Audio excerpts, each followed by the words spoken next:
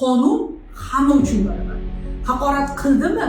Jinoyat ishi ochilishi kerak bo'lsa, jinoyat ishi ochilishi kerak. Ma'muriy javobgarlikka tortish kerak bo'lsa, tortish kerak ularni. Psixolog Shoira Isakovaman. Instagramdagi mana bu videoni ostiga juda ham xunuk va haqoratlangan kommentariya yozishdi va men ko'rib qoldim buni. Kommentariyani ham skrinshot qildim va o'sha kommentariya yozgan muallifni ham skrinshot qilib men Mirzo Ulug'bek tuman ROVDsiga murojaat qildim. Kiber xavfsizlik, kiber jinoyatlar bo'limiga va albatta o'sha meni haqorat qilib yozgan shaxsni bir kunda topib olib kelishdi.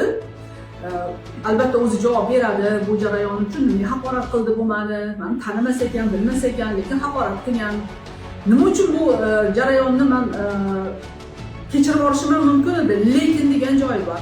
Bugun ijtimoiy tarmoqlarda tanisa tanimasa kirib negativ yozishadi, shunaqa xunuk gaplarni yozishadi, haqorat qilishadi, so'kishadi. Bitta narsa bor. Qonun hamma uchun baravar. Haqorat qildimi? Jinoyat ishi ochilishi kerak bo'lsa, jinoyat ishi ochilishi kerak. Ma'muriy javobgarlikka tortish kerak bo'lsa, tortish kerak ularni. Bu ularni topish juda ham oson. Oldin yozib udalist qilib ketsa bo'lardi, hozir unaqa emas. Va mana o'sha murojaatlarim bo'yicha kelib o'tiribman. Marhamat, bu yigitni o'zini gapiradigan gaplari bor ekan. Shoira opa, qilgan ishimdan pushaymonman. Xalqimizdan Instagram obunachilaringiz oldida ham chin dildan kechirim so'rayman sizdan. Ichki ishlar xodimi ogohlantirdi. Men rostdan jicha achchiq ustida yozib qo'ygan nimam uchun sizdan kechirim so'rayman. Rostdanligi nima qilishmas? Ichki ishlar xodimi ham tushuntirish ishlari olib borildi.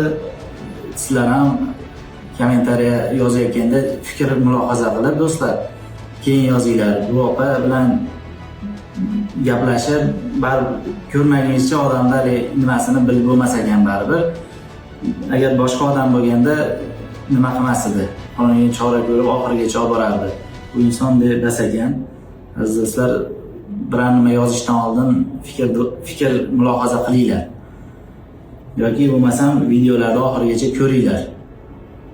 Men opa sizdan chin yurakdan kechirim so'rayman. Mana shu podpischiklaringiz oldida.